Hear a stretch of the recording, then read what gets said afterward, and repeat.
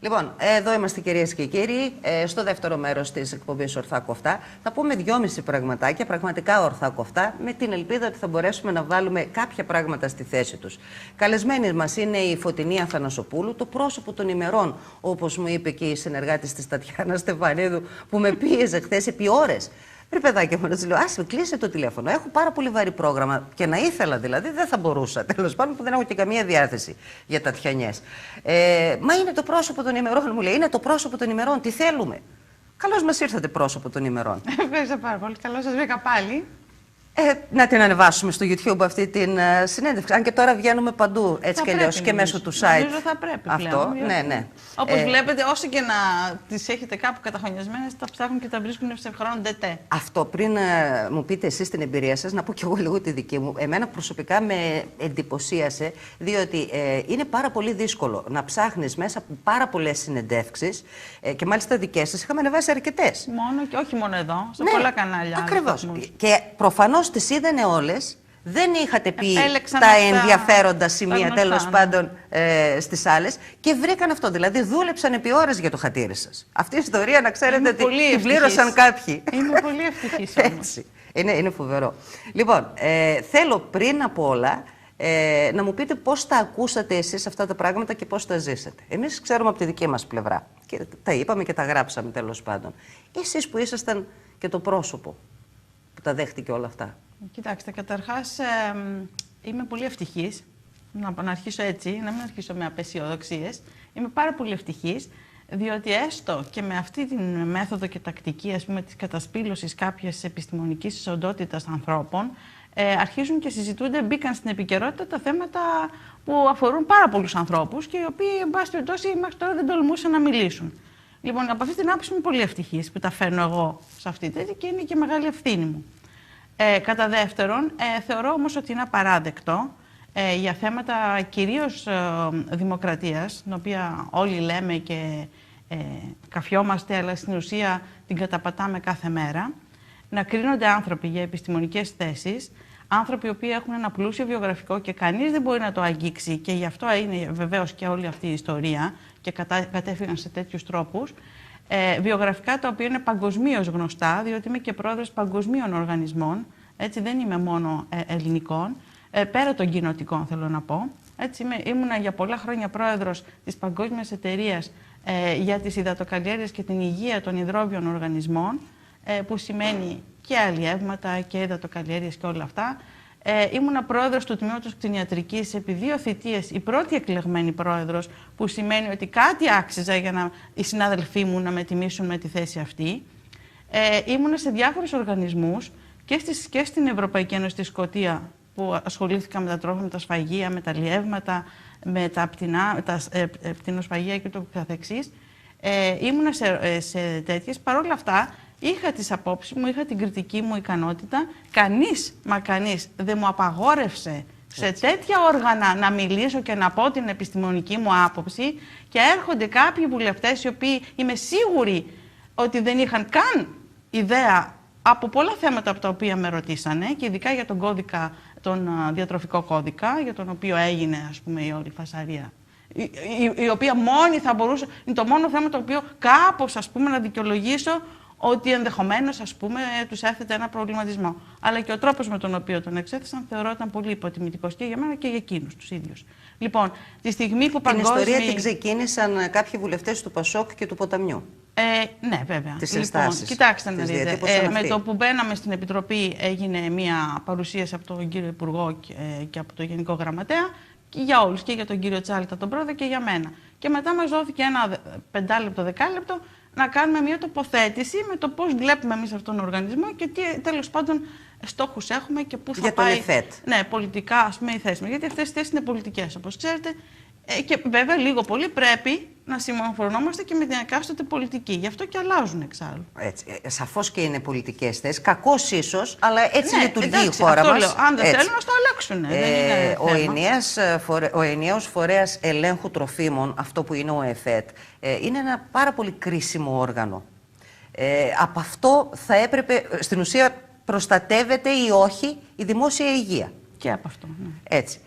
Και μάλιστα πολλές φορές το φέρνω στο νου με αυτό τον φορέα και λέω: βρε παιδί μου, άραγε γίνεται δουλειά. Έχουν τα μέσα, έχουν τις δυνατότητες, ελέγχουν, ξέρουν τελικά τι διακινείται στην αγορά, τι τρώμε, εν πάση περιπτώσει. Γιατί έχω κι εγώ έτσι μια ανησυχία για κάποια θέματα. Και τα μεταλλαγμένα και όχι μόνο. Εν πάση περιπτώσει. Και είπατε εσείς, τέλος πάντων, κάνατε μια μικρή εισήγηση. Έκανα μια εισήγηση. Κανονικά, με βάση αυτή την εισήγηση, γιατί είχε και πολιτικά πράγματα και επιστημονικά μέσα και πώς εγώ με τα προσόντα που έχω μέχρι τώρα θα μπορούσα να βοηθήσω αυτό το φορέα. Λοιπόν, με βάση λοιπόν αυτή την εισήγηση θα έπρεπε να με κρίνουν. Και με το βιογραφικό μου, βέβαια, έτσι, το οποίο ήταν γνωστό. Λοιπόν, εάν δείτε, και παρακαλώ όλους όσους μας παρακολουθούν, να πάνε στο site της Βουλής και να ανοίξουν και να δουν αυτή την ομιλία, η οποία παίρνει, ξέρω εγώ, μισή ώρα, 40 λεπτά, δεν θυμάμαι, και θα καταλάβουν αμέσως με τις πρώτες ερωτήσεις που έγιναν από ποιους είχε δημιουργηθεί όλο αυτό το πανηγύρι. Τι έγινε, τι ερωτήσεις? Λοιπόν, οι πρώτες ερωτήσεις ήταν γιατί, ας πούμε, έφυγε ο αντιπρόεδρος, γιατί αντικαταστήσει τον πρώην αντιπρόεδρο και φέρατε την κυρία Θανασοπούλου, ότι είναι κομματικός τέλεχος, ήμουνα στο ΣΥΡΙΖΑ και άρα, ας πούμε, μόνο για καθαρά κομματικούς λόγους βρίσκεται σε αυτή τη θέση. Κάποιος άλλος μου είπε: εγώ δεν βλέπω καμία διαφορά μεταξύ του κυρίου πρώην, δεν θέλω να πω όνομα, αντιπρόεδρο του ΟΦΕΤ, και μόνο ένα πτυχίο κτηνιατρικής βρίσκω. Βλέπω στην κυρία Θανασοπούλου, δηλαδή μια τέτοια υποτίμηση και απαξίωση του επιστημονικού μου ρόλου. Σε δεύτερη φάση, άρχισαν κάποιες χαζές, ας πούμε, τι να πω τώρα, κριτική, ας πούμε, έφερε ο κ. Αμυράς, δεν λέγεται, ναι, του Ποταμίου, μία ανάρτησή μου στο Facebook, γελία ανάρτηση, που, εντάξει, κακώς έγινε, αλλά εν πάση περιπτώσει δεν ήταν αυτό και σοβαρό. Το Facebook έτσι. έχει κάψει πολύ κόσμο. Δεν ήταν σοβαρό αυτό το πράγμα. Έφερε μία ανάρτησή μου περί κάποιου κυρίου από τη Μαλαισία, ενός δικτάτορα της Μαλαισίας, ο οποίος είπε ότι επειδή τα ΜΜΕ λένε, ας πούμε, ανακρίβειες, θα εκτελούνται. Λοιπόν, εγώ αγανακτισμένη με κάποια πράγματα τα οποία τελευταία τα είδατε και εσείς, το τελευταίο ήταν με την Mercedes του κυρίου Δραγασάκη, για να μην πω κι άλλα πολλά, αυτό είναι το λιγότερο. Λοιπόν, αγανακτισμένη και εγώ έγραψα: σας χρειαζόμαστε εδώ. Λοιπόν, εγώ θέλω να δηλώσω το εξής. Δύο πράγματα να βάλουμε στη θέση τους, έτσι. Καταρχάς, ήταν προσωπική μου σελίδα. Δεν ήταν η πολιτική μου σελίδα. Αν ήταν πολιτική μου σελίδα, είχαν κάθε δικαίωμα να με κρίνουν με αυτά που γράφω. Έτσι, ήταν μια σελίδα προσωπική μου. Μοιράζομαι κάποια πράγματα κάποιους φίλους μου. Ας έρθει κάποιος που χρησιμοποιεί το Facebook να μου πει ότι εκεί δεν γίνονται καμιά φορά και πράγματα και για πλάκα και ελαφρά πράγματα και πράγματα που σε εντυπωσιάζουν και βάζεις θαυμαστικά, όπως ήταν αυτό, ας πούμε, το κουνούπι. Και λέω: κοίτα να δεις τι σκέφτονται, ας πούμε. Ναι. Λοιπόν, και όπως το ανεβάζεις, το παίρνουν αυτοί διαφορετικά. Και επίσης, να δηλώσω, το είπα και στον κύριο Βαγγελάτο στην τηλεφωνική μου επαφή, ότι δεν σημαίνει ότι ανεβάζουμε κάτι σε μια προσωπική σελίδα, δεν σημαίνει ότι ασπαζόμαστε 100%. Δηλαδή, έλεος. Εντάξει. Συνήθως, η λογική του Facebook αυτή είναι. Συνήθως, ό,τι ενδιαφέρον βρίσκει, ξέρω εγώ, ο καθένας μπαίνει στη διαδικασία τώρα, να το μοιραστεί. Κακοπροαίρετα μπορεί να πάρει οτιδήποτε ο καθένας και να το χρησιμοποιήσει κατά όποια κατεύθυνση θέλει. Λοιπόν, αυτό ήταν η πρώτη. Τέτοια, βέβαια, δεν μπόρεσα να απαντήσω εκεί, γιατί θα τοποθετούμε συνολικά. Και η δεύτερη ερώτηση ήταν, ας πούμε, να μας πείτε, η ερώτηση ήταν προς όλους, να μας πείτε την άποψή σας για το διατροφικό κώδικα, γιατί υπάρχουν κάποια δημοσιεύματα που λένε συνωμοσιολογία κτλ. Τίποτε άλλο δεν συζητήθηκε. Διεκόπη, διότι πήγαν κάτω να ψηφίσουν στην Ολομέλεια. Στο διάλειμμα έρχεται ο Υπουργός και μου δείχνει κάποια δημοσιεύματα, τα οποία ήταν γελία, τα έχω και εδώ, μπορώ να σας τα αφήσω να τα δείτε. Γιατί, ας πούμε, έγραψα ότι μας ψεκάζουν και γιατί. Όχι, δεν έγραψα ότι μας ψεκάζουν. Λέω: ορίστε κάποιες αποδείξεις ότι μας ψεκάζουν. Και είχα κάποια αναρτήσεις. Επίσης, είχα κάποιες αναρτήσεις για τα ΟΙΚ τότε και έλεγα: πολύ καλά, πρόεδρε, έκανε σε αυτή την περίπτωση. Δηλαδή, τι περίμενα, δεν θα πω καλά κάνει το κόμμα μου. Δηλαδή, τέτοια γελία πράγματα, ας πούμε. Και μια εισήγηση για το διατροφικό κώδικα, η οποία δεν ήταν καν δική μου, ήταν μια συναδέλφου της Αλίκης, στην οποία την είχα ανεβάσει εγώ στο Facebook, γιατί είχε γίνει σε ένα προσυνέδριο και το οποίο έθετε κάποια ερωτηματικά. Άρα ποινικοποιούνται οι απόψεις, λοιπόν, να απαντήσω εγώ στους δημοσιογράφους τελικά των Αθηνών, διότι, να σας πω, εγώ δεν έχω άποψη ούτε για το διατροφικό κώδικα, έχω ακούσει κάποια ενδιαφέροντα πράγματα, ανησυχητικά πράγματα, ούτε για τους αεροψεκασμούς. Ωστόσο, έχει το δικαίωμα ο καθένας να διατυπώνει τις απόψεις του.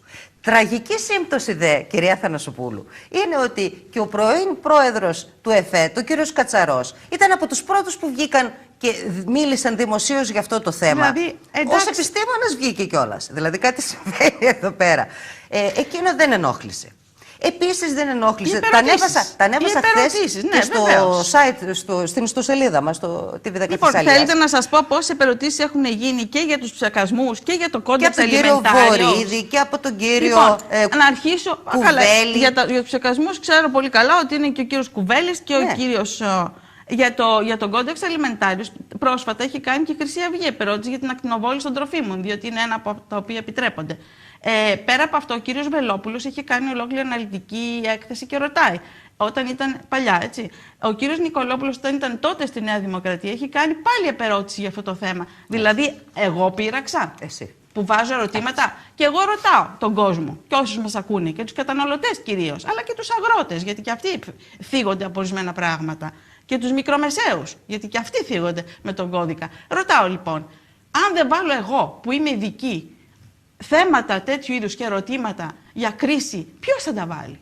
Πάντως στα μέσα ενημέρωσης στα κεντρικά. Είστε σίγουροι ότι όλοι οι βουλευτές δεν τα βάζουν. Και οι 300 βουλευτές ξέρουν, είναι πλήρως ενημερωμένοι για τον κώδικα τροφίμων? Εδώ δεν είναι ειδικοί ενημερωμένοι. Όχι. Εδώ είμαστε και αιώνας ο κώδικας. Για κάποια τέτοια έτσι, πολύ βαριά ζητήματα η ενημέρωση είναι σχεδόν ανύπαρκτη. Και μάλιστα για το διατροφικό κώδικα, εγώ τυχαία έτυχε να το μάθω, γιατί είχα τον δικηγόρο εδώ πέρα, τον Θανάσουλα, το Δήμο του Θανάσουλα, μόλις είχε περάσει από την Γερουσία των Ηνωμένων Πολιτειών, κάπως έτσι. Μα έχουν γίνει και συγκεντρώσεις, έχουν γίνει και συλλαλητήρια. Έχουν γίνει πάρα πολλά πράγματα για τον κώδικα. Αλλά πέρα από αυτό, εγώ δεν στέκομαι σε αυτό. Ο κώδικας, σας δηλώνω, είναι ένας κικαιώνας, τον οποίο, αν δεν ξέρεις πού να ψάξεις και να κοιτάξεις κάτω από τις γραμμές, δεν μπορείς να καταλάβεις πού πάει. Λοιπόν, εγώ προτείνω να κάνουμε μια συζήτηση επιστημονική με όποιον φέρετε, όποιον θέλετε, μόνο επ' αυτού όμως. Διότι τώρα δεν θέλω να πω επιφανειακά 5 πράγματα και να τα πάρουν τα κανάλια ως συνήθως και να πούν, κοίταξε. Τώρα είναι αμετανόητη. Ναι, είναι κλίμα τελείως αρνητικό. Λοιπόν, ένα είναι αυτό. Το δεύτερο, θέλω να δηλώσω από εδώ ότι όλα τα άτομα, όχι εγώ επειδή είμαι καθηγήτρια πανεπιστημίου, ο καθένας μας είναι άτομο σκεπτόμενο, έτσι. Και είμαι και επιστήμονας. Επομένως, δεν δέχομαι να συμφωνώ απλά με τα όσα μου προσφέρονται. Ψάχνω καθημερινά και με ενδιαφέρει τι συμβαίνει γύρω μου. Και αυτό θα πρέπει να είναι για όλους, όχι μόνο για μένα. Αλλά δυστυχώς, η στάση αυτή βέβαια για μένα είναι και πολιτική και επιστημονική, αλλά φαίνεται ότι σήμερα όσοι προβληματίζονται και μιλούν ελεύθερα ενοχλούν και τιμωρούνται λυσαλέα από το καταστημένο. Λοιπόν, εγώ δεν έχω. Εμένα δεν με νοιάζει ιδιαίτερα. Λεπτομέρεια και παραλληλισμός. Το κάναμε και χθες και από την ιστοσελίδα και από εδώ ο Χρήστος Πίσα στην εκπομπή του. Το ίδιο ακριβώς γινόταν, χαρακτηρίζονταν από τους κυρίαρχους πολιτικούς, ακόμη και από τον ίδιο τον κύριο Μανιάτη, τον πρώην Υπουργό Περιβάλλοντος, ως γραφική, ως λίγο εντάξει, έλα μωρέ, χαζούλη, δεν ξέρω. Όσοι μιλούσαν για τους υδρογονάνθρακες και για τα πετρέλαια. Ο κ. Βενιζέλος ήταν ο πρώτος. Και μιλούσαν επιστήμονες. Ναι. Έτσι. Ο κ. Βενιζέλος πρέπει να είναι 15 φορές ψεκασμένος και τέτοιο τότε. Το δε καταπληκτικό είναι ότι τα έφερε η άτιμη ζωή έτσι και ξαφνικά μάθαμε από αυτούς ότι όχι απλώς έχουμε υδρογονάνθρακες και πετρέλαιο, αλλά και σε τεράστιες ποσότητες. Και ήταν ακόμη ο ίδιος Υπουργός Περιβάλλοντος, ο κύριος Μανιάτης. Και ενώ θυμάμαι τις δηλώσεις του μέσα στη Βουλή με αυτό το απαξιωτικό ύφος, λάτε τώρα, δεν είναι σοβαρά πράγματα αυτά. Τι πετρέλαια και ανοησίες είναι αυτές? Ο ίδιος έλεγε: επισπεύδουμε τις διαδικασίες για να όσο γίνεται γρηγορότερα να δούμε τι ποσότητες έχουμε κλπ. Αυτή η υπεροψία θα μας φάει τελικά. Δεν βγήκε κανένας να ζητήσει μια συγγνώμη, να πει παιδιά, δεν ήξερα. Εγώ, ας πούμε, το λέω. Ζητώ συγγνώμη. Δεν ήξερα. Διότι άκουγα τους κυρίαρχους πολιτικούς μία ζωή να λένε ότι εμείς δεν έχουμε στο υπέδαφος μας. Αυτό ήταν και υπεύθυνη πολιτική στάση. Μα και πάντα ξεκινούσα, θυμάμαι, ειδικά τις προεκλογικές συζητήσεις, με το δεδομένο ότι αφού δεν έχουμε πετρέλαια, αφού δεν έχουμε πλούσιο υπέδαφος κλπ., θα πρέπει τα επιφανειακά να αναπτύξουμε. Τον ήλιο μας, την ομορφιά μας κλπ. Πατάτα. Δεν φταίω όμως εγώ. Έτσι μου έλεγαν οι κυριαρχικοί, οι υπεύθυνοι πολιτικοί και οι μεγαλοδημοσιογράφοι. Γι' αυτό λοιπόν να είμαστε λίγο φιδωλοί στα σχόλια και να έχουμε και λίγη σεμνότητα πάνω μας και να κοιτάμε. Μήπως τέλος πάντων κάπου έχει δίκιο κάποιος που λέει κάτι. Ας το ψάξουμε, Ας έχει το δικαίωμα της άποψης του. Ας το ψάξουμε. Ο καθένας. Έτσι. Εμείς ερωτήματα βάζουμε έτσι, και στους ψεκασμούς και σε αυτά. Όλη η δική μου φιλοσοφία στο Facebook είναι να αφυπνίσω κάποιους ανθρώπους, να προβληματίσω, μάλλον ούτε καν να αφυπνίσω, να προβληματίσω, να θέτω κάποια θέματα, καθίστε και σκεφτείτε τα. Τη λύση που δίνω εγώ, σκοτούρα σας, μην τη λαμβάνετε υπόψη. Μελετήστε το όμως πρώτα. Δεν μπορείτε Γιατί να την φέρετε αποσύρατε άποψη. την υποψηφιότητά σας τελικά όμως για τον ΕΦΕΤ? Διότι όπως είπα και στη δήλωσή μου, εγώ εκεί πέρα πήγα με ένα βιογραφικό, έτσι, και για να βοηθήσω έναν οργανισμό. Δεν το ζήτησα τον οργανισμό αυτό. Να σας είμαι και ειλικρινής και να σας αποκαλύψω. Εγώ ενδιαφερόμουν για άλλα πράγματα, όπως ήταν η έρευνα και η τεχνολογία και όπως ήταν ο Ελγό Δήμητρα, διότι είχα δουλέψει και ήξερα πολλά πράγματα για τον Ελγό Δήμητρα. Ο ΕΦΕΤ μου δόθηκε με βάση το βιογραφικό μου. Επειδή έβλεπαν ότι ασχολιόμουν και τιμή μου που μου κάνανε αυτή την πρόταση. Όταν λοιπόν βλέπω ότι πάω με ένα βιογραφικό το οποίο είναι. Δεν θέλω να πω για τον εαυτό μου πολλά, το ξέρουν όλοι το βιογραφικό μου. Μπορείτε να το βρείτε τέλος πάντων στα site του Πανεπιστημίου μας. Έχω ένα βιογραφικό και δέχομαι μία επίθεση με κουτσομπολίστικη κριτική με βάση το Facebook. Λοιπόν, εγώ τι θα έπρεπε να κάτσω εκεί τώρα να απαντάω σε κάθε μία δημοσίευση. Άμα δείτε αυτά που έφεραν, δηλαδή να τραβάς τα μαλλιά σου.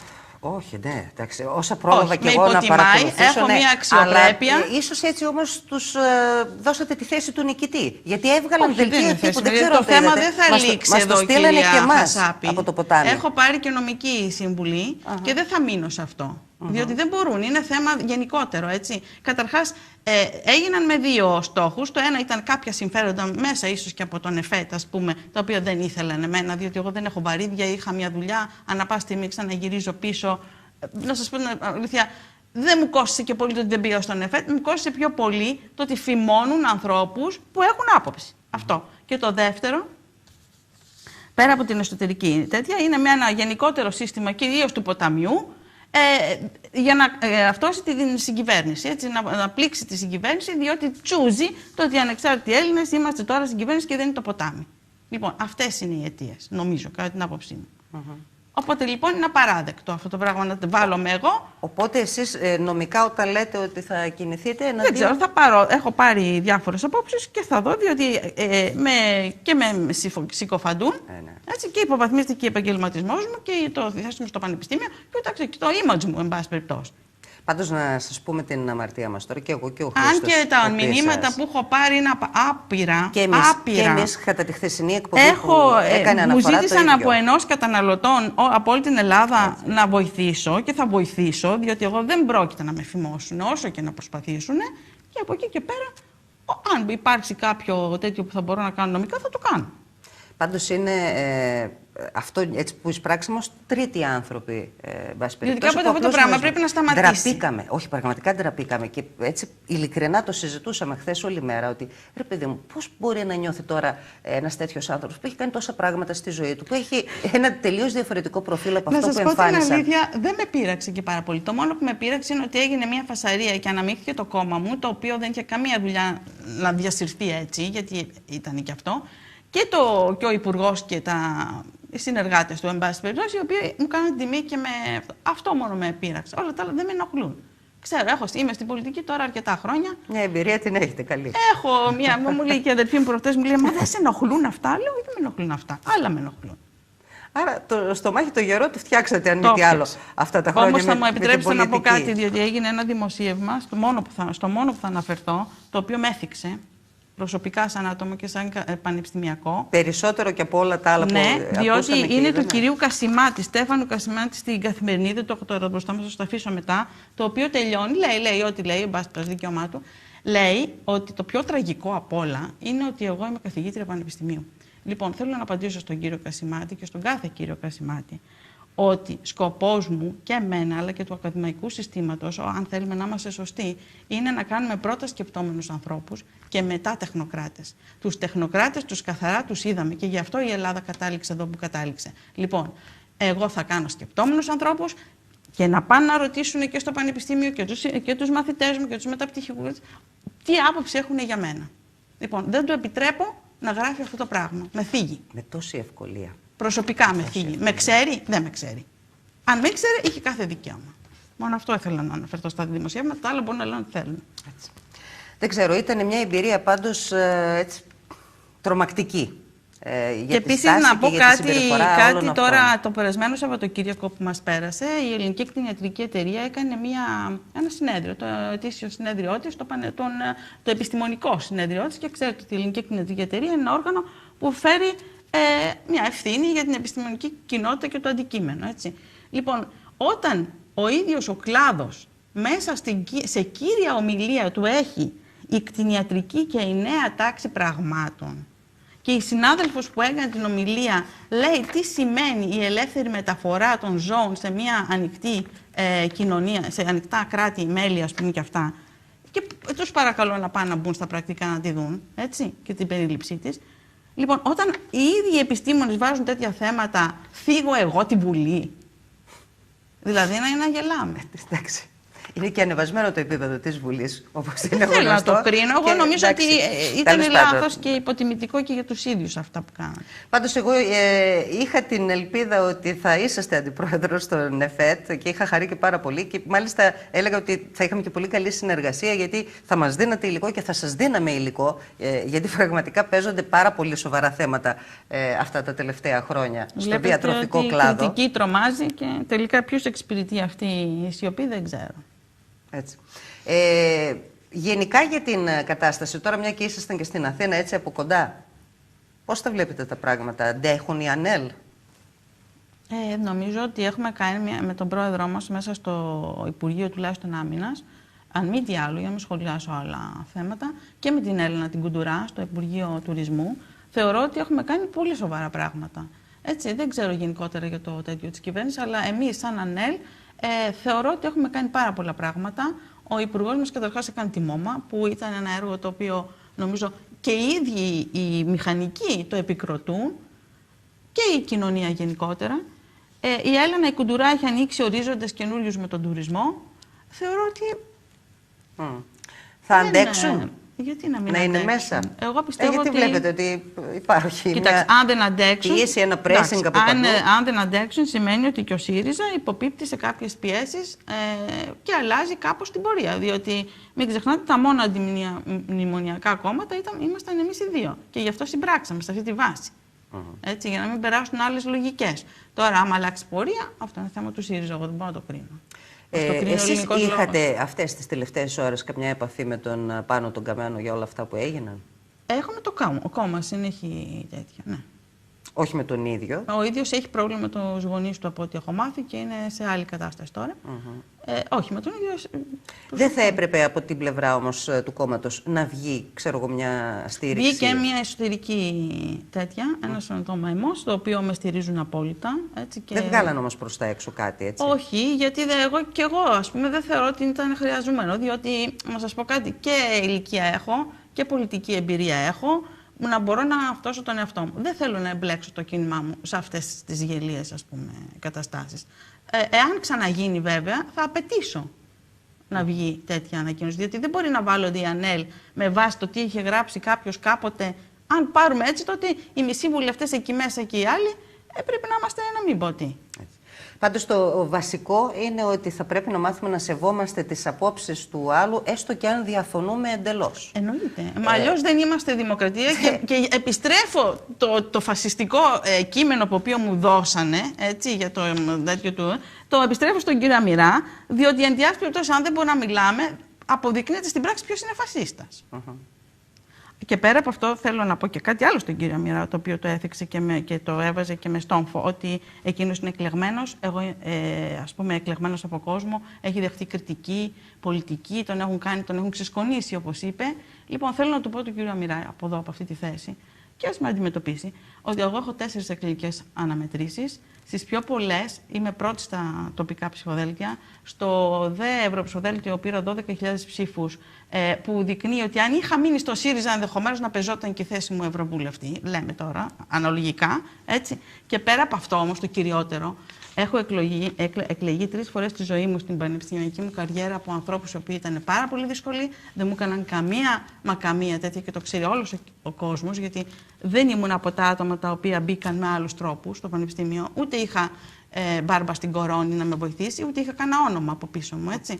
Λοιπόν, ό,τι έκανα και στην πολιτική και στην ζωή μου, το έκανα βασιζόμενα στα 2 μου τα πόδια, και επομένως έχω και εγώ δικαίωμα να κρίνω και να μιλάω. Προφανώς.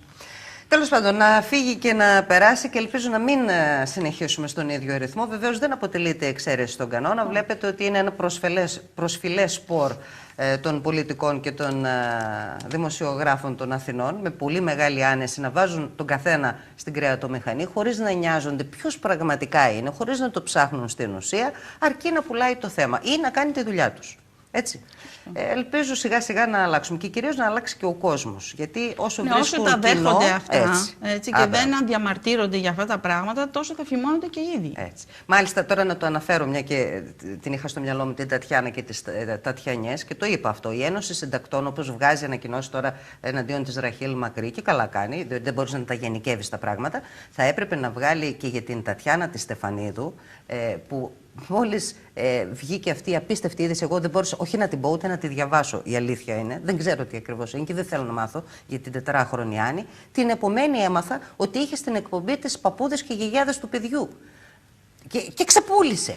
Και ξεπούλησε. Διότι κάθισε ο κόσμος αυτή την τρομολαγνία, αυτή την αποκρουστική κατάσταση. Το πρόβλημα των ΜΜΕ είναι η ακρόαση, η ακροματικότητα. Άρα ας κοιτάξει και ο κόσμος, ο καθένας την ευθύνη του, και αυτό το τηλεκοντρόλ επιτέλους ας μάθει να το χρησιμοποιεί σωστά. Έτσι. Μην κάνει μόνο την κριτική εκ των υστέρων. Εσείς τα λέτε ωραία, οι άλλοι δεν τα κάνουν. Ναι, αλλά του δίνεις νούμερα του άλλου. Κάτσε, πού πας. Εγώ πάντως να σας πω την αλήθεια, από την ώρα που γύρισα στο σπίτι μου εκείνη την ημέρα που έγινε η συζήτηση στη Βουλή, καταλαβαίνετε πόσα τηλεφωνήματα πήρα, ας πούμε, από δημοσιογράφους και αυτά. Αρνήθηκα να βγω σε κανάλια. Μόνο 2 δηλώσεις έδωσα, συνεντεύξεις στο ράδιο έκανα, για να πω τη δήλωσή μου αυτή κυρίως. Λοιπόν, ήρθα σε εσάς γιατί πιστεύω ότι το λόγο τον έχω και πώς το λένε, τη δυνατότητα να πείτε αυτά που θέλετε. Όχι, πέρα από αυτό. Εδώ έχω τους ψηφοφόρους μου, οι οποίοι με ψήφισαν οι άνθρωποι και θέλουν να ξέρουν τι συνέβη. Λοιπόν, και σε αυτούς δίνω λόγο. Έτσι. Σωστό. Λοιπόν. Σωστό, πολύ και σωστό. να ξέρουν πάντα ότι εγώ, σε όποια θέση να είμαι, είτε στην πανεπιστημιακή, είτε σε καταναλωτές, είτε σε οποιοδήποτε οργανισμό, η πρώτη μου τέτοια είναι οι καταναλωτές και οι απλοί αγρότες, γιατί και αυτοί βάλλονται. Λοιπόν, και σε αυτούς ενισχύω και σε αυτούς θα λογοδοτήσω. Μπράβο. Λοιπόν, να σας ευχαριστήσω πολύ. Και είναι και χαρά μου που το ποτάμι και το Πασόκ με αυτόν. Αυτό είναι θετικό για μένα, το ότι με βάλουν αυτά τα συγκεκριμένα. Να το βάλετε στο βιογραφικό σας και αυτό. Ναι. Η αλήθεια είναι ότι έτσι κάποια πράγματα θα μείνουν. Ναι. Λοιπόν, να σας ευχαριστήσω από καρδιάς για αυτή την συζήτηση. Βεβαίως αντιλαμβάνεστε, κυρίες και κύριοι, ότι εμείς δεν το κάνουμε για να χτυπήσουμε τα νούμερα, όπως μου λέγανε οι Αθηναίοι δημοσιογράφοι. Τους είπα ότι μου είναι παντελώς αδιάφορα. Απλώς επειδή γνωρίζω λίγα πράγματα για τη συγκεκριμένη γυναίκα και θεωρώ ότι πραγματικά της φέρθηκαν με το χειρότερο τρόπο από την Αθήνα, ήθελα να βγει και να μιλήσει η ίδια, να πει 2,5 πράγματα, να τα βάλει στη θέση τους έτσι ξεκάθαρα και κυρίως αυτό που είπε στο τέλος, να δώσει λόγο στους χιλιάδες ψηφοφόρους της και στους ανθρώπους που τη στηρίζουν και στην πανεπιστημιακή της καριέρα κλπ. Εγώ τα λέω,